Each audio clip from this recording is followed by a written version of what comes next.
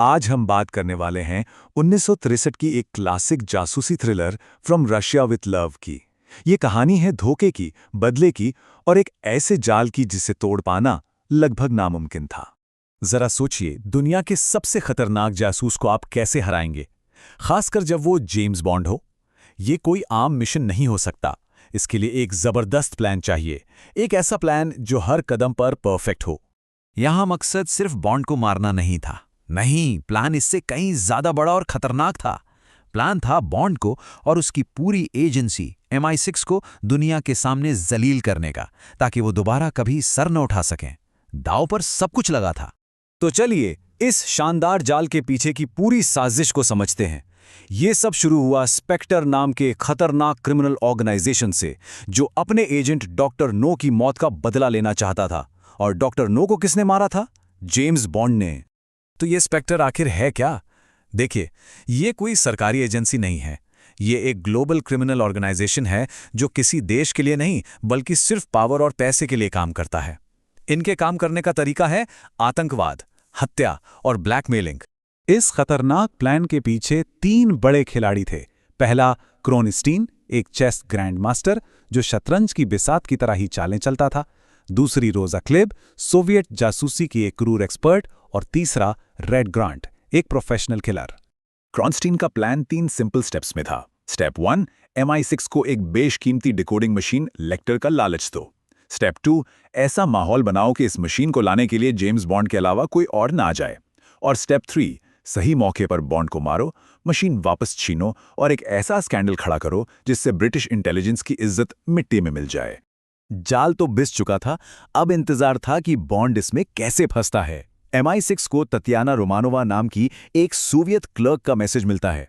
वो कहती है कि अगर उसे वेस्ट में पनाह दी जाए तो वो बदले में लेक्टर डिवाइस दे देगी। और देखिए, मजे की बात यह है कि MI6 के चीफ M को भी शक था कि ये एक जाल हो सकता है, लेकिन लेक्टर डिवाइस इतनी कीमती थी कि वो ये रिस्क लेने के लिए तैयार थे। और इस मिशन के लिए उन्होंने अपने बेस्ट एजेंट जेम्स बॉन्ड को इस्तांबुल भेजा। अब बॉन्ड है तो गैजेट्स तो होंगे ही। क्यू ब्रांच उसे एक बहुत ही स्पेशल ब्रीफकेस देता है। इसमें छिपा हुआ चाकू, सोने के सिक्के, आंसू गैस, यहां तक कि एक स्नाइपर राइफल भी थी। हर गैजेट का एक मकसद था और आगे चलकर यही ब्रीफकेस उसकी जान बचाने वाला था। इस्तांबुल पहुंचकर बॉन्ड अपने लोकल कॉन्टैक्ट अली करीम बे से मिलता है, लेकिन उन्हें इस बात का जरा भी अंदाजा नहीं था कि स्पेक्टर का किलर रेड ग्रांट परछाई की तरह उनका पीछा कर रहा है। वो बस सही मौके का इंतजार कर रहा था। अब कहानी अपने सबसे रोमांचक मोड़ पर पहुंचती है।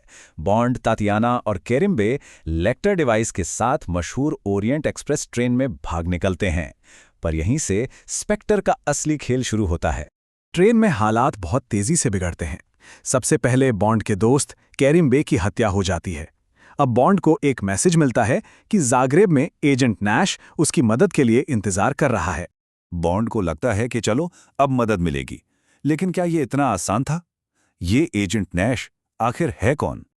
और यहीं पर कहानी का सबसे बड़ा ट्विस्ट आता है। एजेंट नैश कोई और नहीं बल्कि स्पेक्टर का किलर रेड ग्रांट था। वो बॉन्ड को बताता है कि ये सब एक जाल था और उसका काम है बॉन्ड और तातियाना दोनों को मारकर इसे एक मर्डर सुसाइड की तरह दिखाना। अब यहां होती है एक जबरदस्त जानलेवा लड़ाई। ये सिर्फ ताकत का नहीं बल्कि दिमाग का भी खेल था।